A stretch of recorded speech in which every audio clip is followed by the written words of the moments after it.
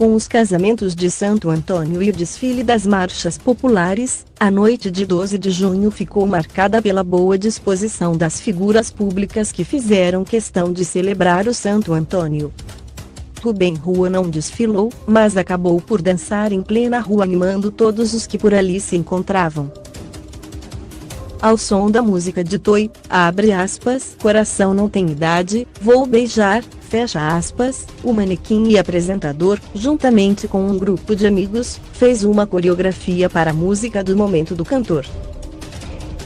Leia mais, Pimpinha Jardim e João Baião vencem santos populares.